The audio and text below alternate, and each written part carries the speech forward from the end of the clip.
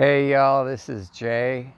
I hope this works out. I still don't know where to look on this thing, but anyway, I just wanted to talk to you guys today about my why.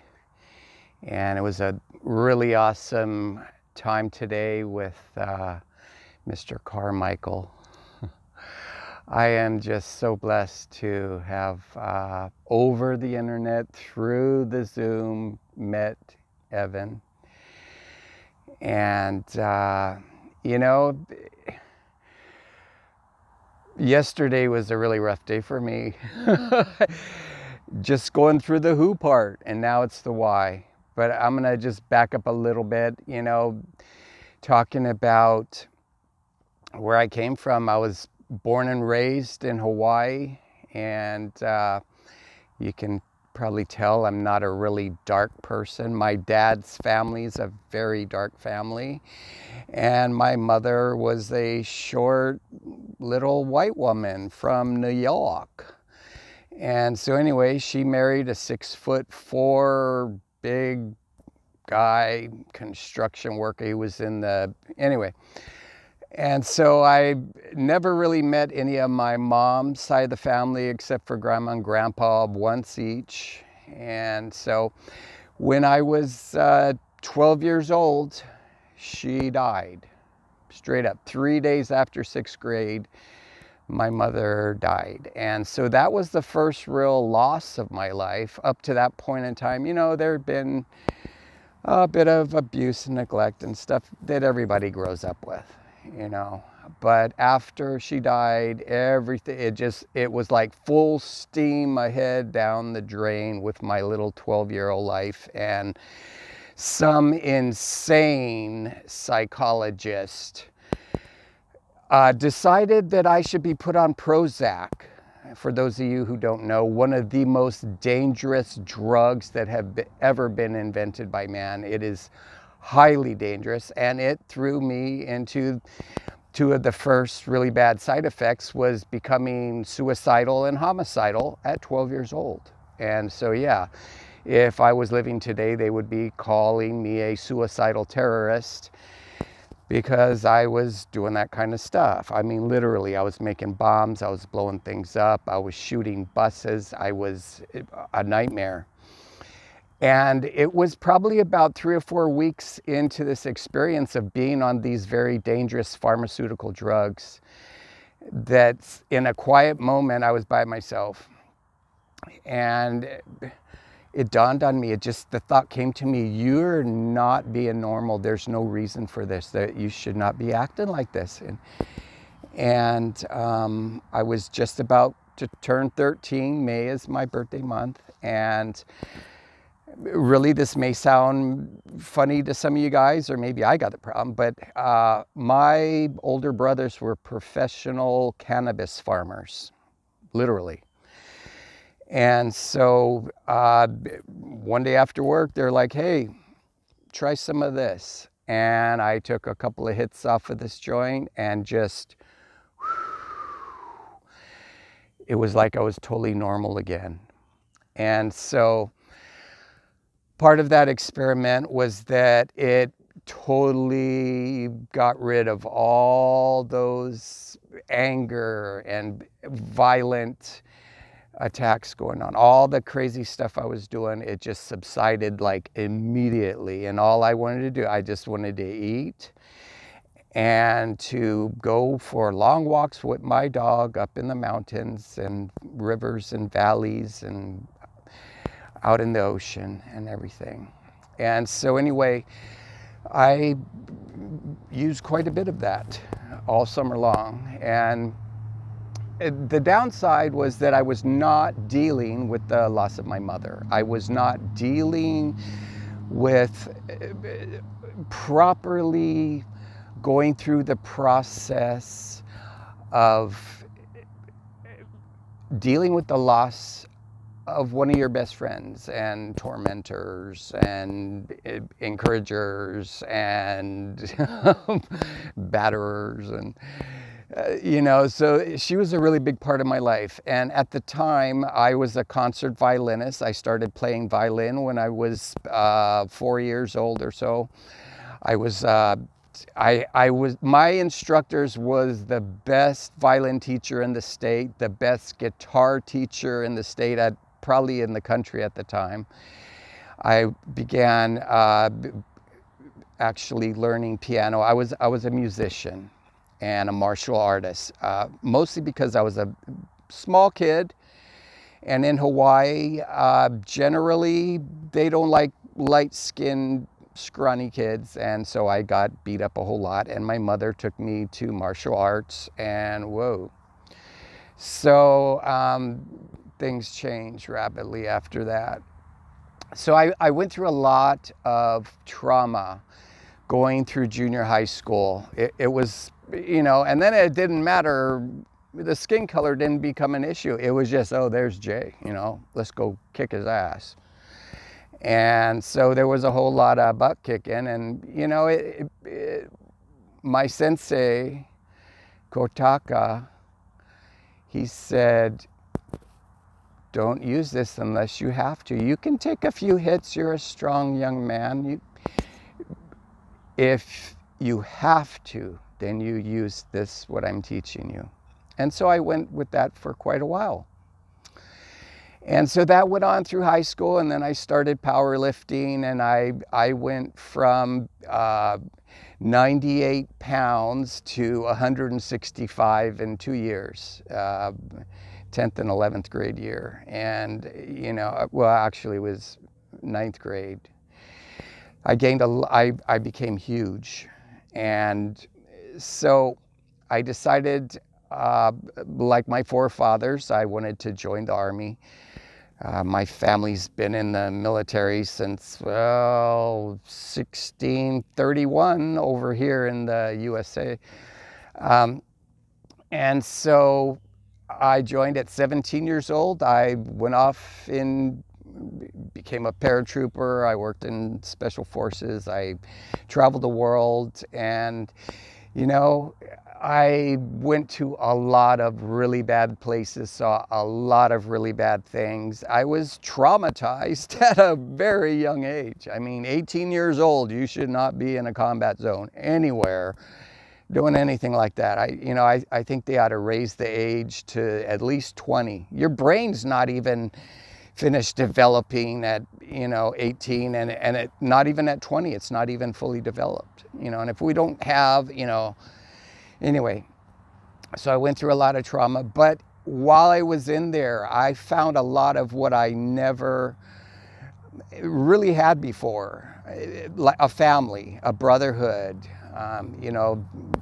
somebody always watching your back, covering your back. And so I did 4 years, and then I got out, and I went into the National Guard and Reserves for 6 years while I went to school and worked with my dad, general contractor dad, and I became a pastor. I started working with youth, just had a super explosive youth group, went from 2 kids to 120 in 1 year, and it was just amazing. We had started a new church, and so me and a brother went and had a handful of people, and in 2 years we had 500. And so I was in that environment, and it was a lot like being in the military, in the Army. Just, the teamwork, working together. It's not about me, it's I.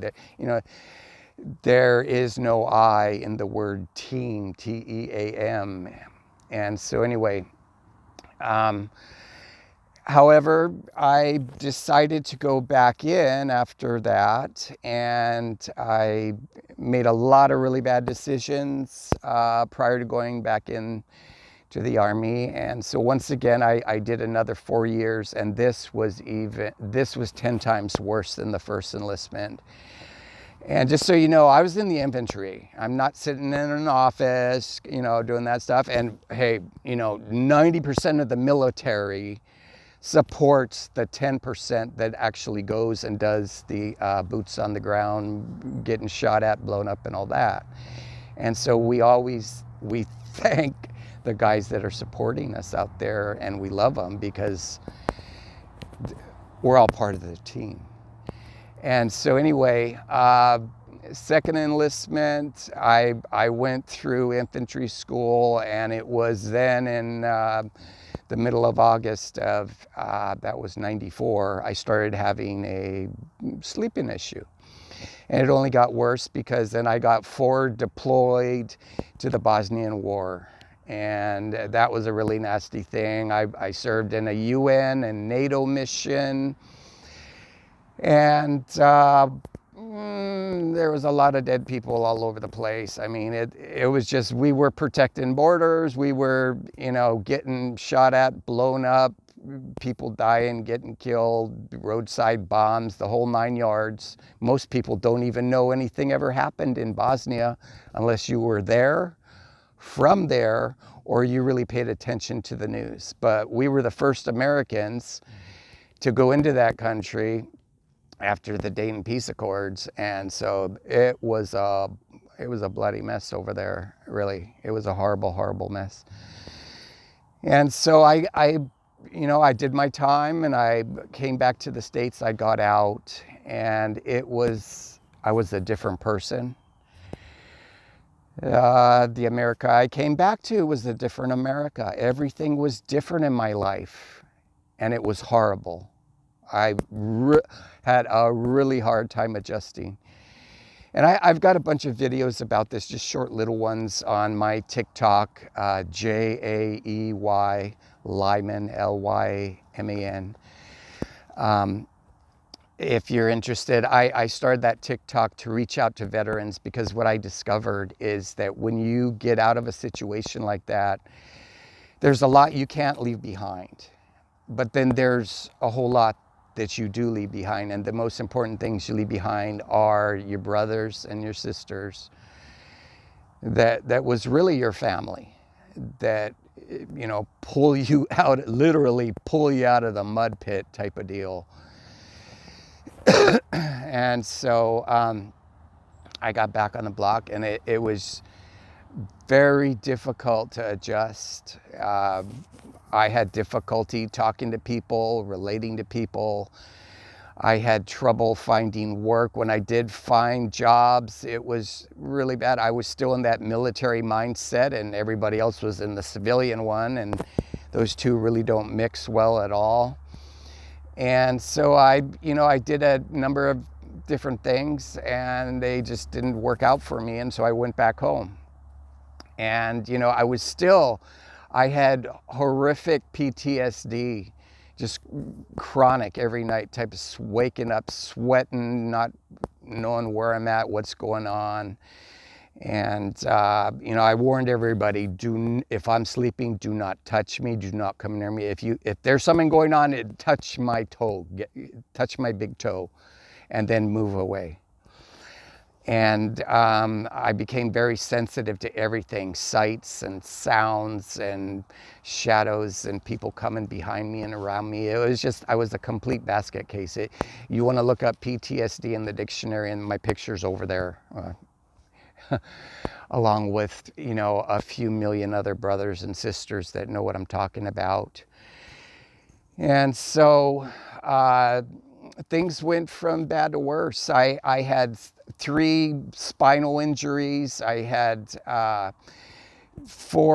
ended up with 4 traumatic brain injuries. And I found myself on my last real job. I was actually making really good money up in Idaho. I was working for a construction supply company, and I was a manager in the insulation department, and I really loved it. I really enjoyed it. I had a great team of people. And this was like 2006, middle of 2006, I got fired.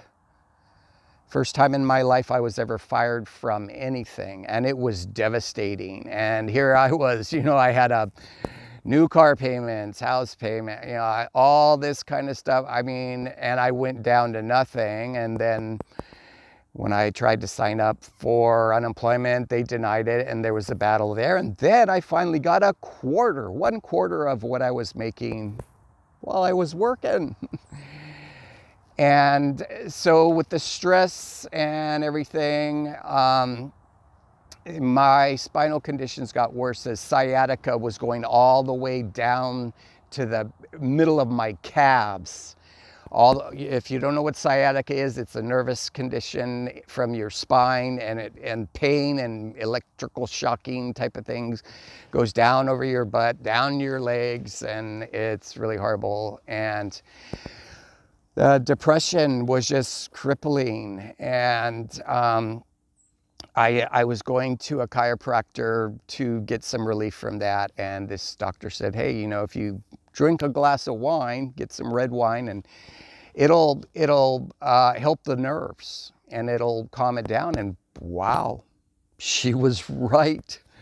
Glass of wine, and it kind of felt better. You know, the really bad pain and the spinal connections were bad, but the nerves kind of dead end. And then a glass didn't work, 2 glasses, and then a bottle, that's 3 glasses, and eventually 2 bottles. And then that was expensive. So I just got the gallon size of, Gallo and Parmesan, all those, anyway. And I got to the point in my life where I was just like, I would lay down to go to sleep at night, and I would pray. I'm like, Father, just let me die.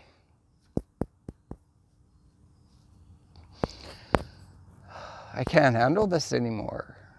The pain was so bad. It really, months at a time, I would literally be crawling on my hands and knees. I've gone through such horrible pain and malfunction in my spine. I would literally have to crawl to the bathroom and not be able to get up off outside, crawl into the bathroom, not be able to hardly get up off the floor, and literally crawl into the, everywhere. Just an entire month at a time like this. I couldn't get into the shower or bathtub. It was really horrible. I'd wake up in the morning, I'd be like, oh, I'm still alive. Why didn't you let me die?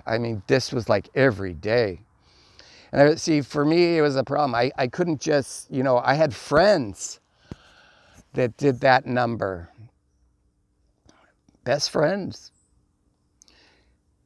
Just splattered. Cousins, family, friends, people just taking their lives.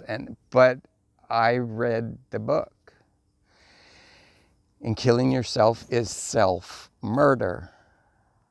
And the way I understand how my Father in heaven works is that he will forgive you for your sins when you repent of your sins. And I still struggle with this, because it's just like, if you're so mentally messed up, you don't even know what you're doing. It's like, I believe it's each case on its own, where he looks at the person and he goes, yeah, his brain was not functioning properly. It's not normal for somebody to even want to take your own life, let alone do it. And so what I realized is there's these thoughts that come in. They're not our thoughts. There are things around us we cannot see. There are forces and powers around us we cannot see, but we can hear them. And we hear these little whispers. Oh, say that, say this, do that, And they're, those voices drive some people crazy. I've heard the voices. Don't ever, doctors don't know what that is. They just say, oh, you're a psycho. Go to the nut ward, take some more drugs. Anyway, I began depending on alcohol for pain relief. Drink enough and you'll pass out for 3 or 4 hours and, get a little rest. And so a few months turned into a few years, and I found myself over 200 pounds. I'm 5'8", and 201.9 pounds is not a good weight, especially when it's like your belly and, my belly. And I was in really bad health. And the weight was not helping my spine either. Just so things were just spiraling down. I was getting worse and worse. And I knew if I didn't do something differently, if I didn't stop this insanity, if I didn't do something different, I was going to die. And I got to a point where I didn't want to die. I started hoping that life could be better. And so, long story short, this is years, okay? From years of going through this stuff, years of horrible depression, years of depending on alcohol for relief, physically, mentally, emotionally, socially, everything. It was like my go-to, you know, have a few drinks and I could talk to people, have a few drinks and the pain got a little bit less, you know. And so that kind of thing turned into drinking 1 3/4 liters of vodka every 3 days. And for, you know, not being too big, that's kind of a lot. That's, you know, that's a lot. And it was, and that's, by the way, backtracking, that's how my mother died, okay? And she was a doctor. She was a psychologist. She was a nutritionist.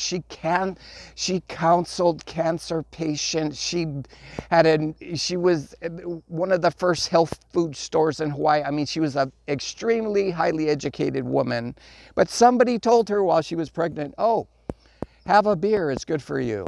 You know, it'll relax you. Have a beer for this and that. And then she didn't, you know, and she progressed into hard alcohol and eventually killed herself with that. So fast forward, these thoughts are going through my head. And along the way, over these years, are turning into decades, and I'm not getting better. And my friends are dropping like flies, killing themselves, dying of overdoses, of mixing the wrong stuff together. And so I left Hawaii and I moved to the Ozarks in 2016. And moving doesn't get rid of the problems, because wherever you go, there you are. You cannot just pick up and move and expect all your problems to be gone, honestly. Some of you just have been observing the people on the group. You probably know this stuff already. This is for the people that don't. So sometimes a geographical move is good.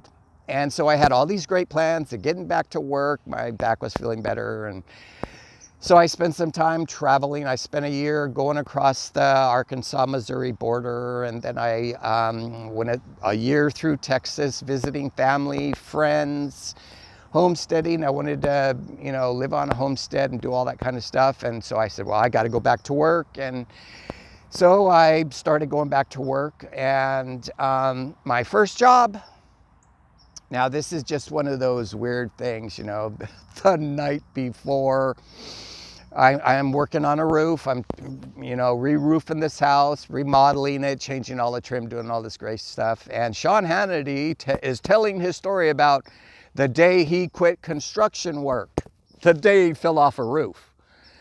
And so I was like, oh man, that was nasty. So the next day I'm working on the roof and I'm kind of thinking, oh my goodness, I better be careful. You guessed it. I went bam, I flew off of this roof about halfway through the day. I got all the roofing off, the tar paper. I was digging out the nails and all. I had a, you know, shovel. I was getting out the nails and scraping and everything. And I just went flying off the roof. And I went down, and fortunately my head missed a rebar by about 6 inches. A rebar, if you don't know what that's, a steel bar sticking up out of the concrete. My head missed that.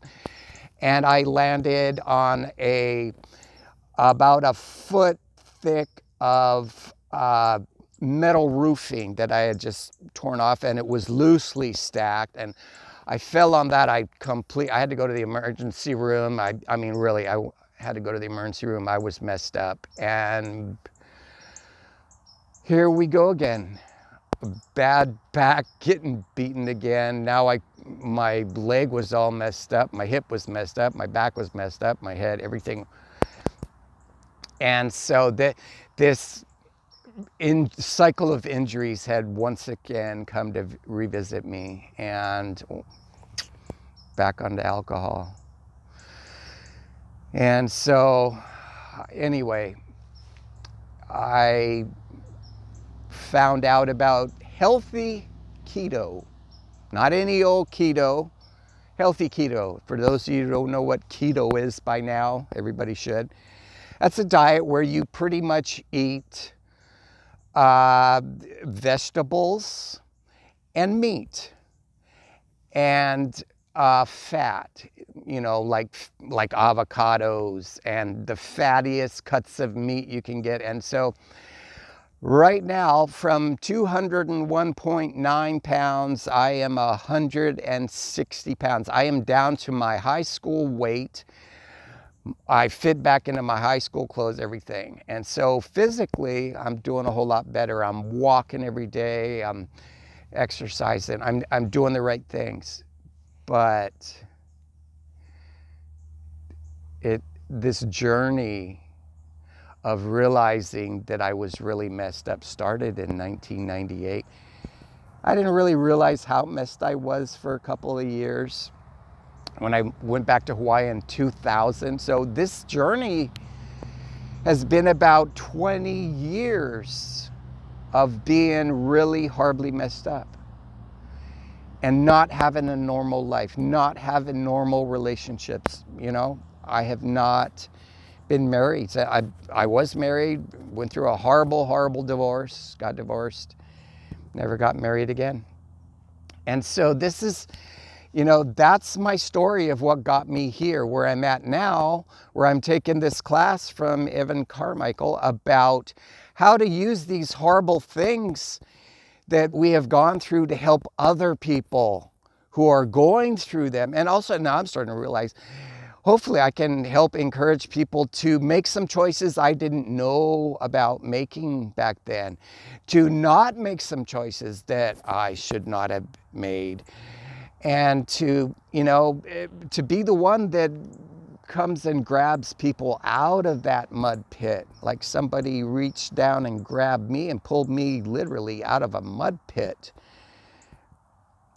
And so anyway, I know this is being quite long, but I just had to get this off my chest. And I want to encourage you, if you are going through something really bad, whatever it is, whether you're a veteran or not, I am not prejudiced against you if you're not a veteran, if you're not in the military or don't have any of that background, because the same kind of stuff happens to civilian people. Guys in the military, you know, civilians get PTSD also. And so anyway, reach out to me. You know, I've been through everything you can imagine and stuff you don't even want to imagine. And I put it like this. You know, some people say, well, what I've done is too bad. It's like, okay, I have broken probably every rule in the book. Every do not, thou shalt not do this, I've done. And if I haven't physically done it, it happened up here. And my master says, if it happened up here, you might as well have done it. But not exactly. It's hard to explain that one. But anyway, I want to encourage you all. First thing, if you're going through some really bad stuff, do not isolate yourself. That's what we tend to do, is isolate ourselves and pull back and end up becoming a hermit, you know, just an alone person. It's not good to be like that. And so reach out to somebody, reach out to me, get a hold of me, talk to your family, let them know what's going on. Your friends, you know, don't isolate yourself from your friends and your family. Just be honest. When people ask you, how are you doing? Tell them. People used to ask me, how are you doing, Jay? Okay.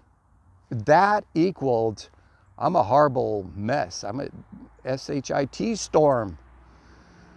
You know, don't do, that's lying. You can be positive about it and say, well, my friend, my brother, dad, whoever, I'm going through some serious challenges right now and I don't know what to do.